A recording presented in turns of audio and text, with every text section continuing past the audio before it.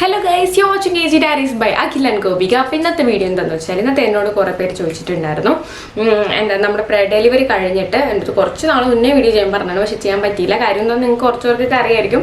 കാര്യം ഞങ്ങളൊരു ഓൺലൈനായിട്ടൊരു സാരി സ്റ്റോർ തുടങ്ങിയിട്ടുണ്ട്. അപ്പോൾ ഞാൻ അതിൻ്റെ പുറകെ ആയിരുന്നു. അപ്പം അറിഞ്ഞിട്ടില്ലാത്തവർ പറഞ്ഞില്ലേ, അപ്പോൾ ഞാൻ ഇൻസ്റ്റാഗ്രാമിൻ്റെ ലിങ്കും യൂട്യൂബ് ചാനലിൻ്റെ ലിങ്കൊക്കെ ഡിസ്ക്രിപ്ഷനിൽ കൊടുത്തിട്ടുണ്ട്. നോക്കുക, സാരീസൊക്കെ ഇഷ്ടപ്പെട്ടാൽ പർച്ചേസ് ചെയ്യുക. അപ്പോൾ നമ്മുടെ ഇന്നത്തെ ടോപ്പിക്കിനെ കുറിച്ച് വരാം. ഇന്നത്തെ ടോപ്പിക് എന്താണെന്ന് വെച്ചാൽ നമ്മുടെ പോസ്റ്റ് ഡെലിവറി, അതായത് ഡെലിവറി കഴിഞ്ഞതിന് ശേഷം എനിക്ക് എങ്ങനെയാണ് ഞാൻ പെയിൻ റിക്കവർ ചെയ്തത്, എത്ര നാൾ പെയിൻ ഉണ്ടായിരുന്നു, മുറിവ് എത്ര നാൾ കഴിഞ്ഞപ്പോൾ ഉണങ്ങി, പിന്നെ വയറിപ്പോൾ എങ്ങനെ കുറച്ചു, അതാണ് ഒരുപാട് പേര് ചോദിച്ചേട്ടോ. വയറെങ്ങനെ കുറച്ചു, വണ്ണം എങ്ങനെ പഴയ പോലെ ഉണ്ടാക്കി, പഴയ പോലെ അല്ല, ഞാൻ വണ്ണം വെച്ചില്ലാന്ന് തോന്നില്ലേ, അല്ല വയറെങ്ങനെ കുറച്ചു അത് ചോദിച്ചിട്ടുണ്ടായിട്ടോ. കുറച്ചു. പിന്നെ എപ്പോൾ നമ്മൾ വേദ കുളിയൊക്കെ സ്റ്റാർട്ട് ചെയ്തു, മുറിവ് ഉണങ്ങാണ്ടിരുന്നോ, അല്ലെങ്കിൽ പെയിൻ കില്ലേഴ്സ് ബേബിക്ക് ഫീഡ് ചെയ്യുന്ന സമയത്ത് എടുത്തിട്ടുണ്ടായിരുന്നോ, അങ്ങനെ കുറേ ക്വസ്റ്റ്യൻസ് ഉണ്ടായിരുന്നു കേട്ടോ. കുറേ കാര്യങ്ങൾ ചോദിച്ചിട്ടുണ്ടായി ഒരുപാട് പേര്. പക്ഷെ എനിക്ക് മനസ്സിലാവും, കാരണം എനിക്ക് ഇതൊക്കെ ടെൻഷൻസ് ഉണ്ടായിരുന്നു. അപ്പം എല്ലാവർക്കും അതൊക്കെ ഉണ്ടാവുമല്ലോ, അതുകൊണ്ടായിരിക്കും എല്ലാവരും ചോദിച്ചിട്ടുണ്ടാവുന്നത്. അപ്പം ഞാൻ അതിനകത്തുനിന്ന് എനിക്കിങ്ങനെ പറയുമ്പോൾ ചിലപ്പോൾ അത് ഓർമ്മ വരാത്തതുകൊണ്ട് ഞാനതെല്ലാം ഒന്ന് നോട്ട് ചെയ്ത് വെച്ചിട്ടുണ്ട്.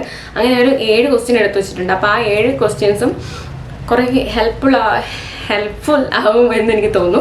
സോ ഞാനപ്പോൾ ആ ക്വസ്റ്റ്യൻസ് നോക്കിയിട്ട് അതിൻ്റെ ആൻസേഴ്സ് എന്ന പോലെ ഞാൻ എൻ്റെ കാര്യങ്ങളൊക്കെ പറയാം കേട്ടോ. അപ്പോൾ അതൊക്കെയാണ് നമ്മുടെ ഇന്നത്തെ വീഡിയോനകത്തുള്ളത്. അതിന് മുന്നേ നിങ്ങൾ ഈ ചാനൽ ആദ്യമായിട്ടാണ് കാണുന്നതെങ്കിൽ ജസ്റ്റ് സബ്സ്ക്രൈബ് ചെയ്ത് വെച്ചേക്കുക. അപ്പോൾ എന്നിട്ട് വെറുതെ പോകണ്ട, അതിനടുത്തുള്ള ബെല്ലൈക്കൺ കൊണ്ട് പ്രസ് ചെയ്ത് വെച്ചേക്കുമ്പോഴത്തേക്കും നോട്ടിഫിക്കേഷൻസ് ഒക്കെ കിട്ടും, ഫ്യൂച്ചർ വീഡിയോസൊക്കെ കാണാനായിട്ട് പറ്റും. പിന്നെന്താ, ഓക്കെ, നമുക്ക് വീഡിയോ തുടങ്ങാം.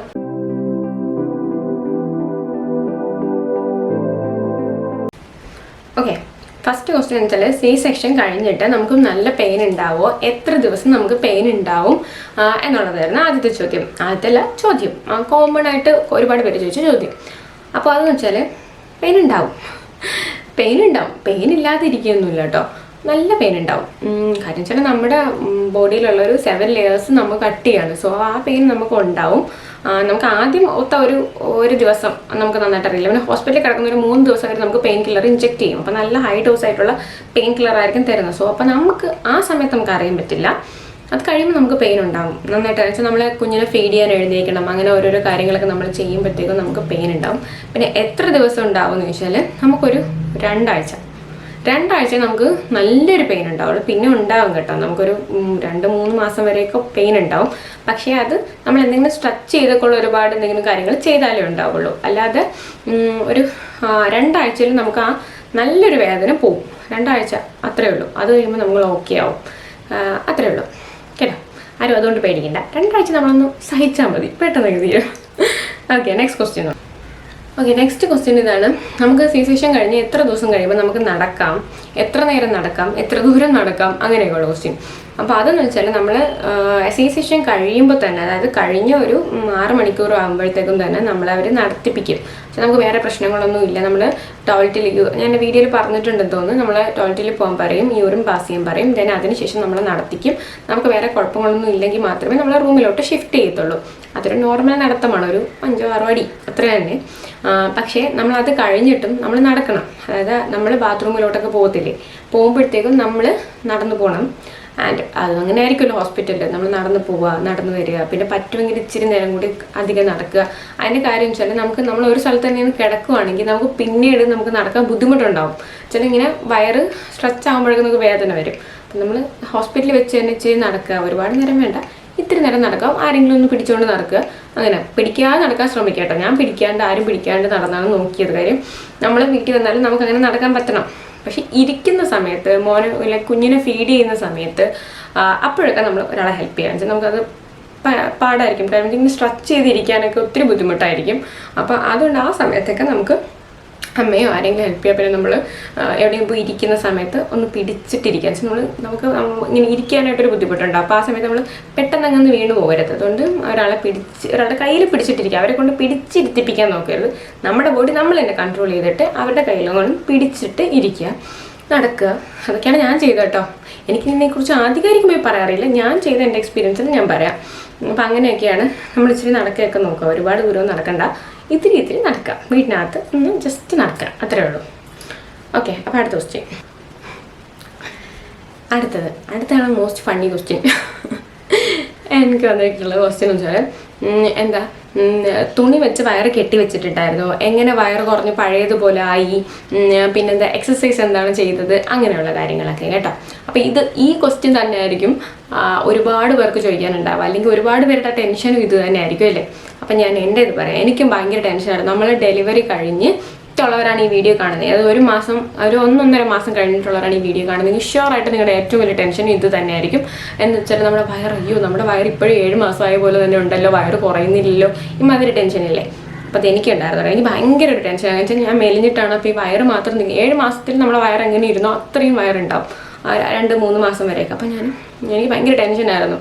പിന്നെ എനിക്ക് ഹോസ്പിറ്റലിൽ നിന്ന് പറഞ്ഞിട്ടുണ്ടായിരുന്നു വയറിറുക്കി കെട്ടി വെക്കരുതെന്ന്. കാര്യം വയറിറുക്കി കെട്ടിച്ച് നമ്മൾ C-സെക്ഷൻ ചെയ്ത് താഴെയാണ് മുറിവ്. അപ്പോൾ നമ്മൾ വയറ് കെട്ടുമ്പോൾ അതിലും അങ്ങനെ സ്ട്രെച്ച് ആവാനുള്ള ചാൻസ് ഉണ്ട്. അതുകൊണ്ട് ഞാൻ വയറ്റി കെട്ടിയൊന്നും വെച്ചിട്ടില്ല.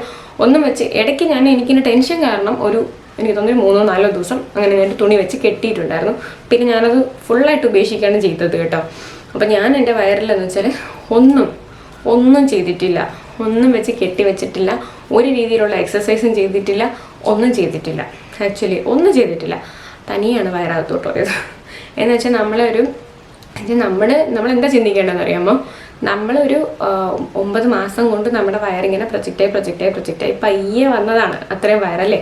അപ്പം അത് അകത്തോട്ട് പോകാനും കുറച്ച് സമയം നമ്മൾ കൊടുക്കുക നമ്മുടെ ബോഡിക്ക്. നമ്മൾ ഉടനെ ചെന്ന് എന്തെങ്കിലും വെച്ച് ഇറക്കി കെട്ടി വെക്കുക. പക്ഷേ നമ്മുടെ ബോഡി അത്രയും ടയേർഡായിട്ടാണ് ഇരിക്കുന്നത്. മീൻസ് നമ്മൾ കുറേ നമ്മുടെ എനർജി പോയി, നമ്മുടെ ബോഡി എക്സ്പാൻഡായി, നെർവ്സൊക്കെ വലിഞ്ഞ്, അങ്ങനെ നമുക്ക് നമ്മുടെ ബോഡി ഭയങ്കരമായിട്ട് ബുദ്ധിമുട്ടിയിരിക്കുന്നൊരവസ്ഥയിൽ നമ്മൾ പിന്നും അതിനായിട്ട് ബുദ്ധിമുട്ടിക്കരുത്. നമ്മൾ റിലാക്സ്ഡ് ആയിട്ടിരിക്കുക. അപ്പോൾ തനിയെ വയറകത്തോട്ട് പോവും. പിന്നെ ഓരോരുത്തരുടെ ബോഡി സ്ട്രക്ചർ പോലും, ഇതിന് മുന്നേ വയറുണ്ടായിരുന്ന ഒരാളാണ്, അങ്ങനെ ഒരാൾക്ക് പിന്നെ പോകുന്നുള്ളത് അത് പിന്നെ എക്സസൈസ് ചെയ്യേണ്ടി വരും. പക്ഷെ അത് ഞാൻ പറയാം കേട്ടോ. അപ്പോൾ എനിക്ക് എൻ്റെ ഒരു എക്സ്പീരിയൻസിലെന്ന് വെച്ചാൽ നമുക്കൊരു 3 മാസം വരെയും വയറുണ്ടാവും. നല്ലതായിട്ട് നമുക്ക് അറിയുന്ന പോലെ തന്നെ വയറുണ്ടാവും. അത് കഴിയുമ്പോൾ വയറ് തനിയെ അകത്തോട്ട് പോകും. നമ്മളൊന്നും കെട്ടുകയോ ഒന്നും ബുദ്ധിമുട്ടിക്കുകയോ ഒന്നും വേണ്ട, തനിയെ അകത്തോട്ട് പോവും. പക്ഷേ നമ്മുടെ പഴയ വയറ്, അതായത് പ്രഗ്നൻ്റ് ആവുന്നതിന് മുന്നേ നമുക്കുണ്ടായിരുന്ന ഒരു സ്റ്റേജിലോട്ട് നമ്മൾ പ്രതീക്ഷിക്കരുത്.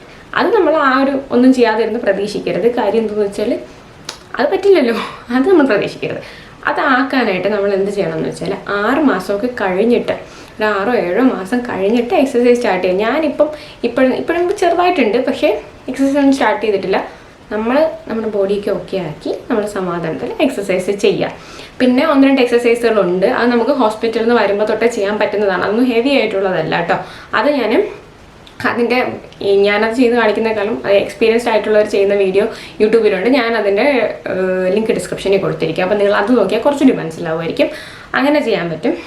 പക്ഷെ ഞാനിതൊന്നും ചെയ്തിട്ടില്ല കേട്ടോ. തനിയാണ് 3 മാസം കഴിഞ്ഞ് അത് അകത്തോട്ട് പോയേ. ഭയങ്കര ഡിപ്രഷൻ ഉണ്ടാവും. ഇതിപ്പോൾ കേൾക്കുന്നവർക്ക് പലർക്കും തോന്നുന്നുണ്ടാവും അങ്ങനെയൊക്കെ നിനക്ക് പറയാം.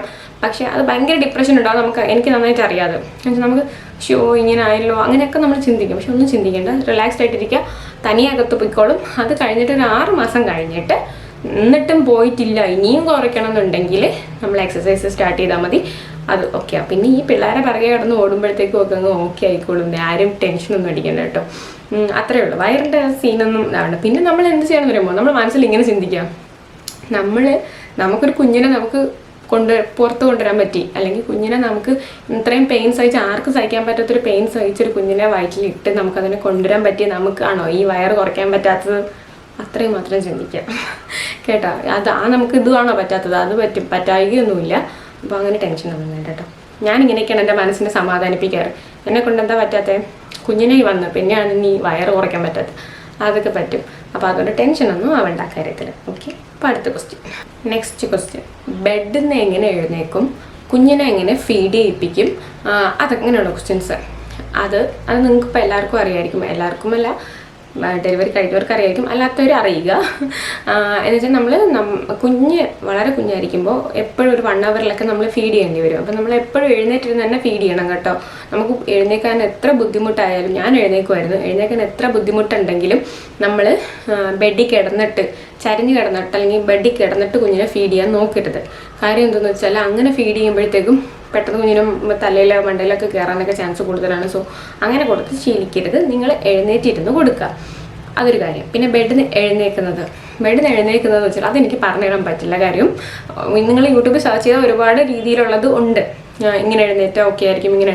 പക്ഷെ എനിക്ക് എൻ്റെ ഒരു ഇതിൽ തോന്നിയെന്തെന്ന് വെച്ചാൽ ഓരോരുത്തർക്കും എഴുന്നേൽക്കാൻ ഓരോ രീതിയായിരിക്കും. ഇപ്പം എനിക്കെന്ന് വെച്ചാൽ നിങ്ങൾക്കറിയാലോ, അധികം വെയിറ്റ് ഇല്ല, എൻ്റെ ബോഡിക്ക് വെയിറ്റ് കുറവാണ്. അപ്പം ഞാൻ എഴുന്നേൽക്കുന്ന പോലെ ആയിരിക്കില്ല ഇച്ചിരി വെയിറ്റ് ഉള്ള ആൾക്ക് എഴുന്നേൽക്കേണ്ടി വരിക.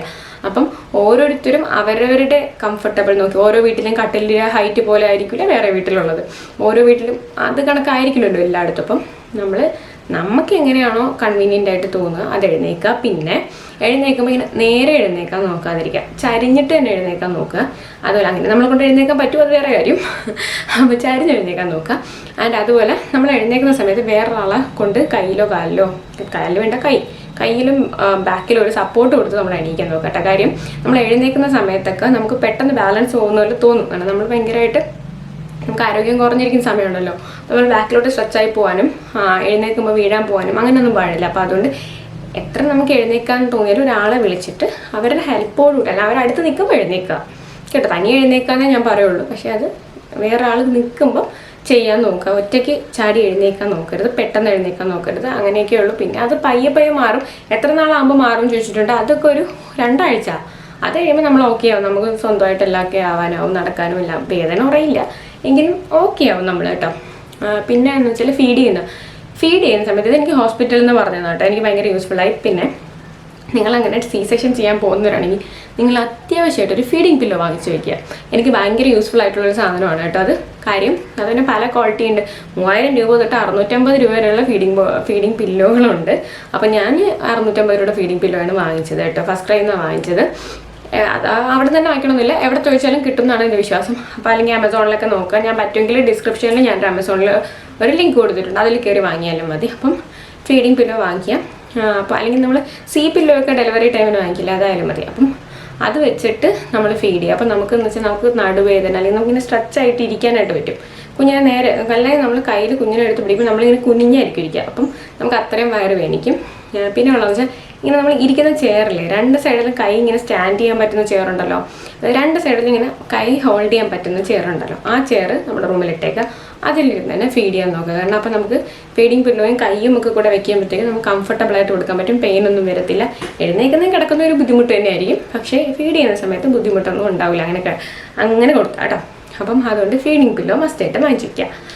അവിടെ ഫീഡിങ്ങിൻ്റെ പ്രശ്നം സോൾട്ട്. ആൻഡ് നെക്സ്റ്റ് ക്വസ്റ്റ്യൻ, നമ്മൾ എല്ലാ ഡെലിവറി കഴിഞ്ഞുള്ളത് നോർമലി എല്ലാവരും ചെയ്യുന്നതാണല്ലോ ഈ വേദ കുളിക്കുക എന്ന് വെച്ചാൽ മരുന്നൊക്കെ ഇട്ട് തിളപ്പിച്ച വെള്ളത്തിൽ കുളിക്കുക, അത് തിളച്ച വെള്ളത്തിൽ കുളിപ്പിക്കുക, അങ്ങനെയുള്ള പരിപാടികളൊക്കെ ഉണ്ടല്ലോ. അതൊക്കെ ഞാൻ എപ്പോഴാണ് സ്റ്റാർട്ട് ചെയ്തത്? അതൊക്കെ മസ്റ്റാണോ? C-സെക്ഷൻ ചെയ്തവർക്ക് അങ്ങനെയൊക്കെ ചെയ്യാമോ? അങ്ങനെയുള്ള കുറച്ച് ക്വസ്റ്റ്യൻസ് ഒക്കെ വന്നിട്ടുണ്ടായി. അപ്പോൾ അതിന് എൻ്റെ ഇത് പറയാം.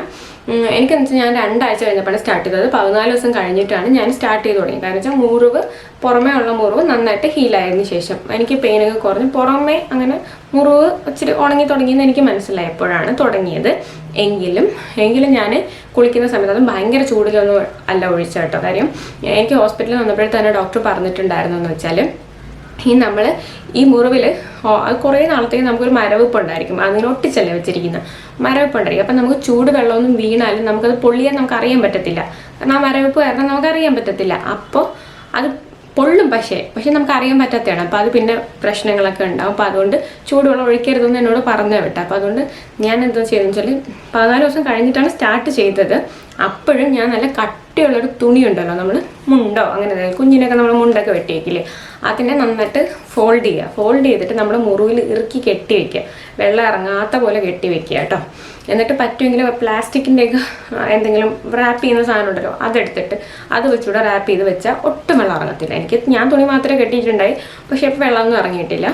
എന്നിട്ട് നമ്മൾ കുളിച്ച് കഴിഞ്ഞാൽ അപ്പം തന്നെ നമ്മളിത് മാറ്റിയിട്ട് അവർ പറയും ചെറുതായിട്ട് വെള്ളം ഒഴിച്ച് നമ്മുടെ മുറിവ് എപ്പോഴും കഴുകുക. കാരണം നമ്മൾ സ്വെറ്റൊക്കെ ഇരുന്ന് അത് പ്രശ്നം ഉണ്ടാവരുത്. അപ്പോൾ മുറിവ് എന്നിട്ട് ഇതൊക്കെ മാറ്റിയതിന് ശേഷം ചൂടുവെള്ളം മാറ്റിയിട്ട് നോർമൽ വെള്ളത്തിൽ നമ്മൾ മുറിവൊന്ന് കഴുകുക, സാധാരണ പോലെ കഴുകുക. എന്നിട്ട് ഒരു കുഞ്ഞ് സോപ്പിട്ട് നമുക്ക് റബ്ബ് ചെയ്ത് കഴുകി എടുക്കാം.